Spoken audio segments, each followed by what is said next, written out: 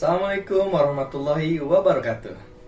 Perkenalkan, nama saya Nanda Karya Sasmita, Guru SDN Kebon Kopi, Kota Bogor. Pada kesempatan kali ini, saya akan melaksanakan aksi nyata. Topik 1, Merdeka Belajar. Topik Merdeka Belajar ini meliputi 3 poin.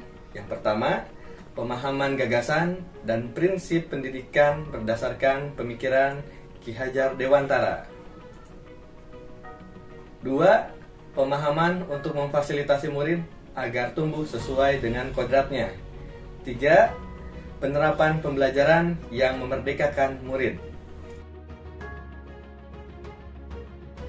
Topik 1 ini terdapat 5 modul. Yang pertama, mengenali dan memahami diri sebagai pendidik. 2. Mendidik dan mengajar. 3. Mendampingi murid dengan utuh dan menyeluruh. 4. Mendidik dan melatih kecerdasan budi pekerti. 5. Pendidikan yang mengantarkan keselamatan dan kebahagiaan. Mengenali dan memahami diri sebagai pendidik. Sebagai pendidik, harus dapat mengenali kekuatan dan kelemahan diri. Kemudian, memahami dan menghayati diri sebagai manusia yang merdeka untuk terus belajar. Menyelaraskan peran pendidik yang relevan dengan konteks murid dan zaman. Mendidik dan mengajar, 2 hal yang berbeda. Pengajaran adalah suatu cara menyampaikan ilmu atau manfaat bagi hidup anak-anak secara lahir maupun batin.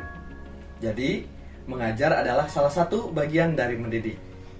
Pendidikan tidak hanya memberikan pengetahuan kepada murid, tetapi mendidik keterampilan berpikir, mengembangkan kecerdasan batin, dan pada akhirnya murid dapat melancarkan hidup untuk mencapai keselamatan dan kebahagiaan.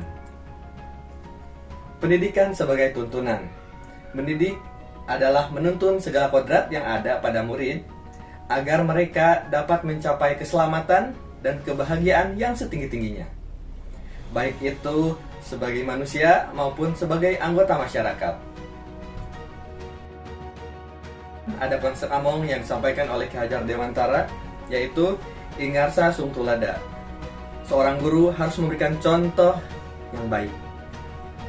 Ingmadya Mangunkarsa. Seorang guru harus membangkitkan semangat pada murid. Tutwuri Handayani. Seorang guru harus memberikan dorongan menjadikan murid yang mandiri.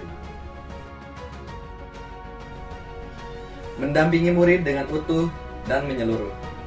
Terdapat kodrat alam dan kodrat zaman. Kodrat alam berkaitan dengan sifat dan bentuk lingkungan di mana mereka berada. Kodrat zaman adalah bagian dasar pendidikan murid yang berhubungan dengan isi dan irama. Isi dan irama pendidikan bergerak dinamis sesuai dengan perkembangan zaman. Merancang pembelajaran bermakna bagi murid berdasarkan asas trikon. Pertama, continue, pengembangan secara berkesinambungan dan dilakukan secara terus-menerus. Yang kedua, konvergen, pengembangan yang dilakukan dapat diambil dari berbagai sumber tanpa mengorbankan nilai atau identitas bangsa masing-masing. Yang ketiga, konsentris, pengembangan yang dilakukan berdasarkan kepribadian kita. Mendidik dan melatih kecerdasan budi pekerti. 1. Melatih keberanian berpendapat, yaitu olah cipta. 2. Mengasah perasaan dan perilaku, atau olah rasa. Yang ketiga, memunculkan kemauan, atau olah karsa.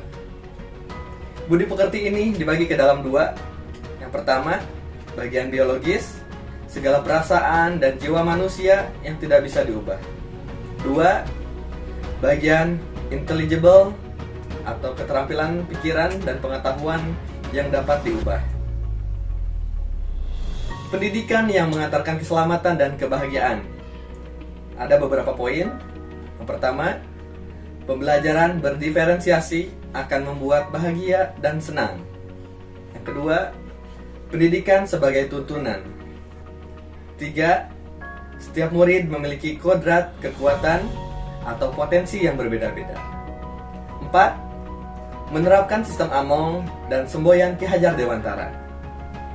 5. Menerapkan pembelajaran proyek serta digitalisasi pembelajaran. Kemudian, dalam pendidikan ada Trisentra Pendidikan, yaitu 3 pusat pendidikan. Yang pertama, alam keluarga atau lingkungan keluarga. Yang kedua, alam perguruan atau lingkungan sekolah. Dan yang ketiga, alam pergerakan pemuda atau komunitas, atau biasa disebut dengan masyarakat. Jadi, dalam ketiga lingkungan ini sangat berpengaruh kepada proses perkembangan siswa. Demikian aksi nyata yang saya sampaikan. Terima kasih atas perhatiannya. Salam dan bahagia Ibu dan Bapak guru hebat. Assalamualaikum warahmatullahi wabarakatuh.